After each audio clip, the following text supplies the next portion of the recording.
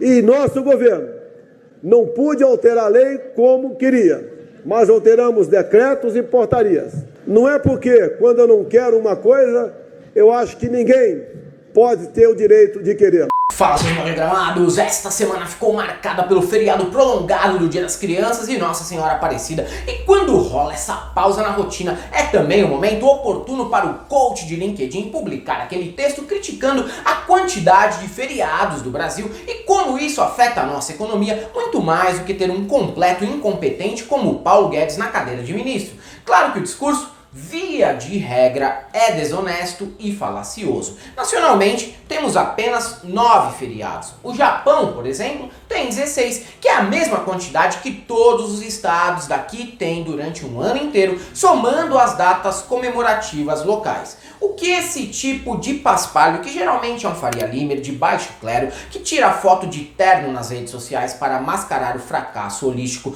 nunca fala, é que no Brasil a produtividade é baixa não porque o trabalhador pode ter o direito a um período maior de descanso esporadicamente, mas sim porque os salários são baixos, a formação de mão de obra qualificada é uma piada e a gestão dos chefes e administradores de empresas que vivem reclamando do suposto excesso de feriados é tão ruim quanto a nossa para formar uma equipe vencedora no Cartola FC. Por isso, eu defenderei os feriados enquanto viver. Apesar de ser por motivos diferentes, infelizmente isso me iguala ao Jair Bolsonaro, que é doido por uma data comemorativa, momento ideal para ele deixar a micheque em Brasília com Augustin Fernandes e se mandar para ficar cercado de machos em alguma cidade do interior do Brasil. Neste fim de semana, ele fez uma tour por São Paulo e deu tudo errado. O excrementíssimo foi multado por andar sem máscara em Peruíbe, vetado em um jogo do Santos e esculachado pelo arcebispo de Aparecida. Além disso, a semana ficou marcada ainda por Silas Malafaia virando sommelier de evangélico indicado para o STF. Carol Solberg e Craque Neto provando que nem todo atleta é assinante premium do pacote de fake news do Terça Livre. O presidente do Conselho Federal de Medicina sendo mais negacionista que Luiz Carlos Reis e Marcos Rogério juntos. E Inês Brasil humilhando a primeira-dama em um podcast. Tudo isso e muito mais você vê agora no Piores Vídeos da Semana.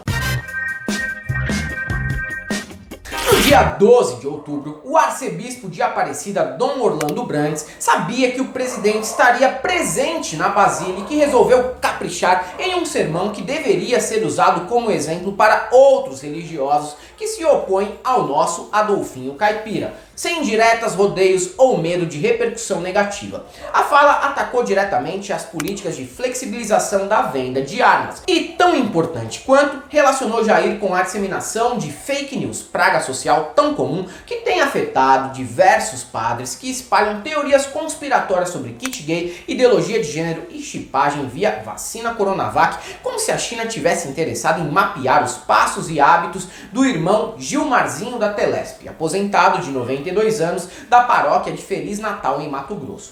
E para ser pátria amada, não pode ser pátria armada. Para ser pátria amada, uma pátria, uma república sem mentira e fake news. Ao ser questionado sobre as críticas, Bolsonaro desconversou, continuou a incentivar a criação de milícias populares e até negou que tenha sido criticado. Afinal, ele é o Messias e jamais seria alvo de palavras negativas vindas de um religioso. Que pátria amada não é pátria armada. Respeito a opinião dele. A imprensa, em especial o Globo, disse que ele falou isso. Ele não falou. Ele é uma pessoa educada. Ele só esqueceu que pode ser Messias no RG, mas para a Igreja Católica é um herege, já que trocou o batismo deles pelo dos evangélicos no Rio Jordão, quando foi abençoado por ninguém menos que Pastor Everaldo, aquele bandido que peidava durante debates presidenciais na TV. Nada como um arcebispo vingativo e que não manda recado para as inimigas. Fala na cara mesmo e já era. Não gostou? Deita numa BR asfaltada pelo Tarcísio e morre, amigo. Por um lado, nesta semana temos um religioso que merece elogios, por outro, Silas Malafaia continua com o mesmo desempenho desde que iniciou sua vida pública, 100% de aproveitamento zero. Nessa semana, o pastor que parece mafioso ítalo-nova-iorquino de filme do Martin Scorsese revelou que sim, é ele quem negocia a indicação de André Mendonça para o STF. Se já não bastasse o absurdo de Silas Malafaia ser a pessoa que dá aval ao presidente para escolher o próximo ministro a entrar no Supremo, o líder da extrema-direita neopentec foi além e ameaçou Fábio Faria da pasta da Comunicação, Flávia Arruda da Secretaria de Governo e Ciro Nogueira da Casa Civil. Vou repetir aqui, os ministros Ciro Nogueira, Fábio Farias e Flávia Arruda, que são políticos e ministros do Palácio, são obrigados a trabalharem em favor de André Mendonça. Não querem? Caem fora daí. Não podem estar aí nesse lugar. Se o presidente quer nomear alguém terrivelmente católico, ele vai perguntar a deputados e senadores, ele vai perguntar à imprensa ou vai perguntar aos bispos? Essa que é a questão, minha gente! Junto com outros políticos do Centrão, os três ministros tentam articular o nome de Alexandre Cordeiro do CAD para a vaga deixada com a aposentadoria de Marco Aurélio Mello. Mas o sommelier de indicados ao STF discorda e acredita que Cordeiro não é tão terrivelmente evangélico quanto Mendonça, que não sei porquê, sempre me lembra aquele pastor que foi vítima de uma pegadinha no primeiro filme do Borá. Moral dessa história toda é que o Brasil de 2022 nos obriga a ficar ao lado de Fábio Faria, Flávia Arruda, Ciro Nogueira e Davi Alcolumbre só para não ter um representante do evangelistão no STF e não dar ao Malafaia o gostinho de imaginar que tem poder para interferir no Supremo. Por essas e outras que eu jamais perdoarei o governo Bolsonaro. Quando Carol Solberg se posicionou pela primeira vez contra o presidente do Brasil, a Confederação Brasileira de Vôlei, dirigida por um monte de velho bolsonarista e fã do Partido Novo, considerou a postura da jogadora de praia um absurdo, uma subversão. Para penalizar e, consequentemente, calar a atleta, sugeriu até mesmo aplicar uma multa em dinheiro. No fim, ela foi absolvida pelo STJD, mas advertida a não repetir o fora Bolsonaro em quadra. A questão é que essa é uma decisão arbitrária e oficialmente não existe censura no país. Logo, ela segue a recomendação se quiser. O que, felizmente, ela não quis. Nesta semana, Carol voltou a se posicionar em quadra após Bolsonaro vetar a distribuição de absorventes para mulheres carentes e passar os últimos dias defendendo tratamento precoce ineficaz. O presidente está defendendo ainda tratamento precoce nessa altura do campeonato, isso é muito sério. Me dói muito, sabe, ver o Brasil sendo representado por isso.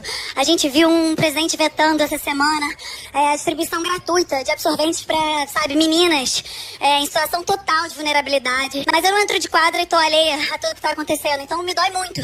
E nada muda a ideia do cara, nem mesmo com a senadora governista Soraya Tronic denunciando que quase perdeu o fígado ao acreditar em fake news e exagerar na ivermectina, ele repensa o que diz. É um sociopata que não tem empatia nem pelos apoiadores, imagina pelos inimigos. O posicionamento de Carol, no entanto, é bem diferente daquele mostrado pelo senador carioca Romário, que cresceu politicamente escorado no PT e hoje diz que o país melhorou muito após a eleição de Bolsonaro. Mas aí também não surpreende ninguém. Romário sempre foi um ególatra que escondia sua perversidade por trás de uma suposta irreverência e frases de efeito. Mas assim como Pelé, calado, Romário é um poeta. Porém, o senador carioca tem que puxar saco mesmo, afinal, ele sabe que o capital político atual é tão pequeno que já pensa em até mesmo se candidatar para o cargo de deputado federal pelo Acre, estado que ele só pisou para jogar bola, porque para senador no Rio ele não ganha mais não. Só que Bolsominion pode ser burro, mas tem o dom de detectar oportunistas. E com esse posicionamento, Romário entra na categoria de político João Dória Júnior, que desagrada os dois lados. Gigante em campo, mas na política faz jus ao apelido. Craque Neto também é um ex-atleta que não tem decepcionado em seus posicionamentos políticos durante o programa Donos da Bola, na Band. Mesmo antes da eleição de Jair Bolsonaro, o apresentador, ao contrário da maioria dos profissionais de TV envolvidos com futebol, declarou inúmeras vezes repúdio ao político, posicionamento que ele manteve durante o mandato sem receio de represálias da cúpula da Band.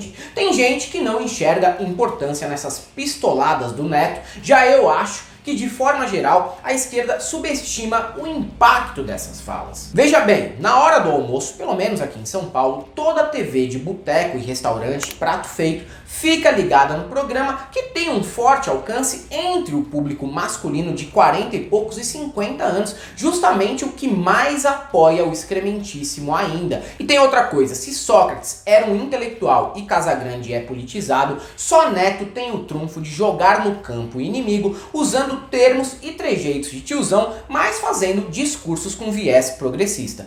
O seu Jair Bolsonaro, que a gente tem que ter o respeito como presidente, mas ele deveria ter o respeito com as pessoas. Porque a regra é para todo mundo. Não me importa. Sem vacina, você não pode entrar em nenhum estádio, mesmo sendo presidente da República. Parabéns aos Santos.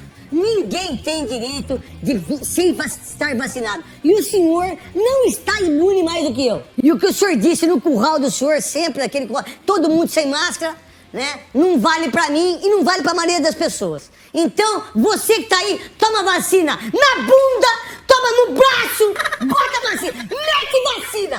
Pode parecer pouco, mas a esquerda precisaria de mais craques netos para se contrapor à extrema-direita de forma eficaz e viralizante no WhatsApp, inclusive jogando ali como quem não quer nada no meio de uma discussão sobre seleção brasileira, que líder de verdade foi o Fidel Castro e não Casemiro. Mito. Existem discussões infrutíferas e que só acontecem no Twitter. Por exemplo, nesta semana tinha uma galera debatendo sobre se a visita é obrigada a lavar a louça na casa do anfitrião depois do almoço. Eu nunca na minha vida vi ninguém falar sobre isso fora da internet, assim como ninguém aqui no bairro se importa sobre purê no hot dog ou ketchup na pizza. Mas nas redes sociais já teve até gente jurando a outra de morte por conta dessas discussões. E também existem temas muito restritos aos delírios políticos, que infelizmente têm impacto maior e levam essas alucinações para as câmaras municipais e assembleias legislativas pelo Brasil. O deputado estadual Gessé Lopes, do PSL de Santa Catarina, gravou um vídeo debochando de uma proposição que queria proibir a música Atirei o Pau no Gato, já que na visão dele, criança nenhuma agride felinos por influência dessa tradicional canção infantil. Que quer proibir o Atirei o Pau no Gato em livros de escolas, como se isso estimulasse as crianças a dar paulada nos gatos. A verdade é que não existe dado algum que comprove que essa música tenha aumentado a violência contra os gatos.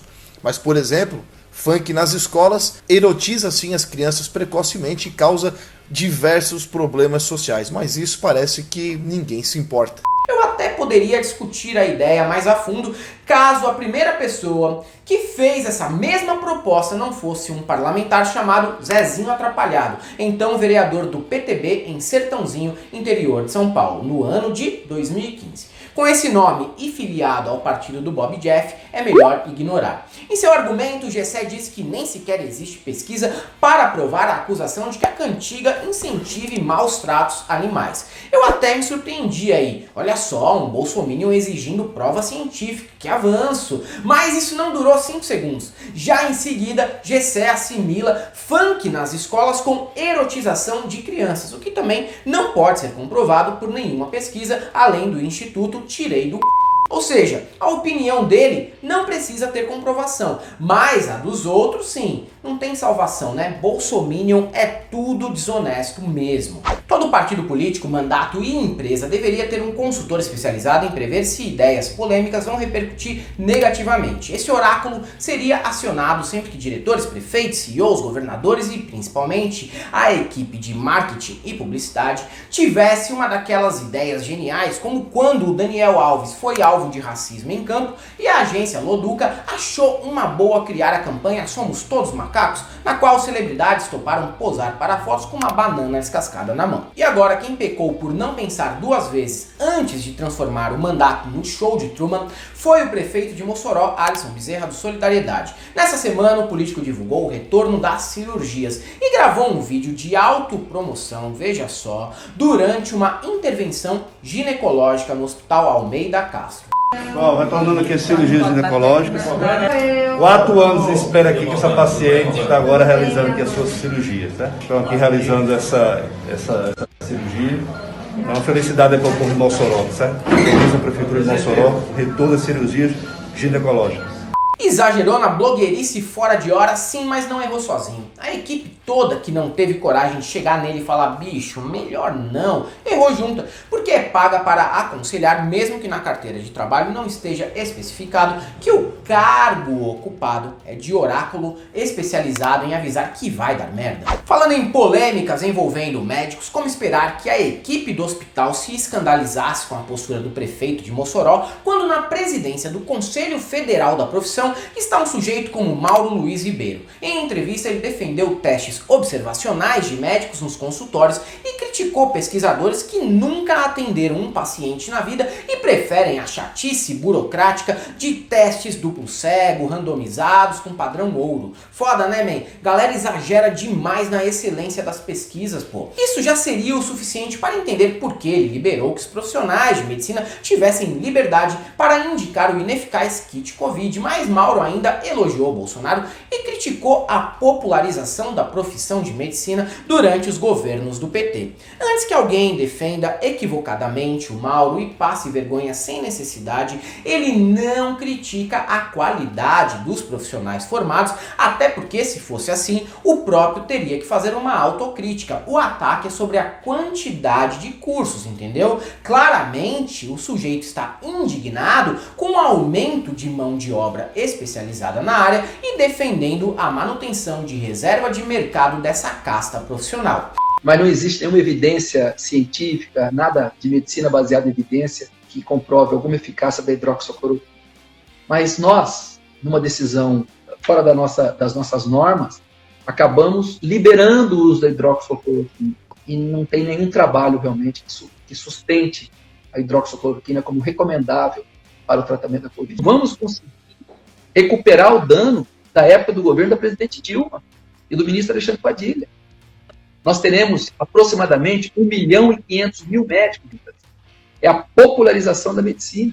Mauro representa o pensamento da maioria dos profissionais da área que foram contra o Mais Médicos, são contra cotas e não se posicionaram de maneira firme contra o tratamento precoce e a atual politização do CFM. E nem adianta dizer que não é maioria, porque se não fosse assim, a classe se posicionaria contra o Mauro e exigiria a queda dele para ontem, por supostamente não representar a classe. Não parece ser o caso, infelizmente. Além de destruir a Amazônia, realizar reformas para aumentar a fome e aprofundar a desigualdade social e propor armamento da população civil, o governo Bolsonaro sempre esteve muito preocupado sobre o uso que você faz do seu próprio rabo. É declaradamente um governo de fiscais do prazer alheio que, se pudesse, mandaria o Hélio Negão fazer ronda em quartos de hotéis e multar quem estivesse se relacionando com uma pessoa do mesmo gênero, já que só pode namorar homem se for de maneira hétera, como o Bolsonaro sempre ensinou.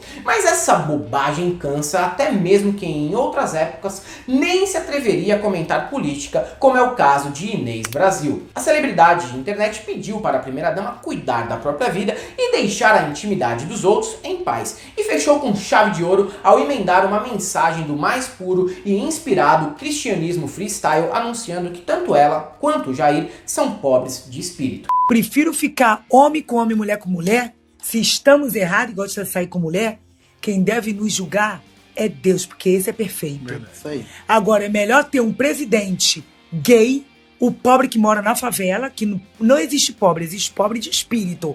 E pobre de espírito é o marido da senhora. E se ele não muda, a senhora também é uma pobre de espírito.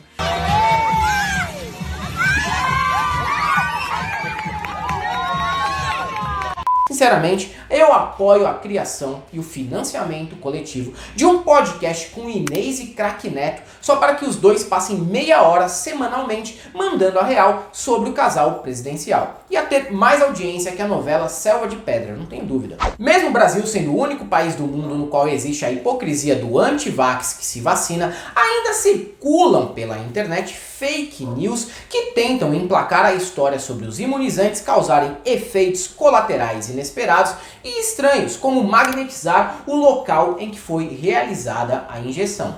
Circula um vídeo nas redes sociais de uma bolsominion que jura conseguir grudar uma moeda de R$1 no braço. A mentira foi gravada sem muito cuidado, já que a moeda insiste em cair, mesmo depois de ser bastante pressionada no lugar. No fim, a história não convenceu muito e ali vemos alguns exemplos de outros problemas que nada tem a ver com tornar seu braço imantado, o que eu nem considero um problema, já que eu sempre quis ser um X-Men. A todos os lados, e ela permanece, senhores. Por gentileza, por favor, expliquem à humanidade, expliquem ao povo que tomou a Coronavac o que é isso, o que consta realmente, olha. Agora eu vou colocar ela, aqui é o lugar, entendeu? Eu vou colocar ela mais para baixo. Ó, ela não para. Olha, do outro lado do braço, aonde eu tomei, no braço direito.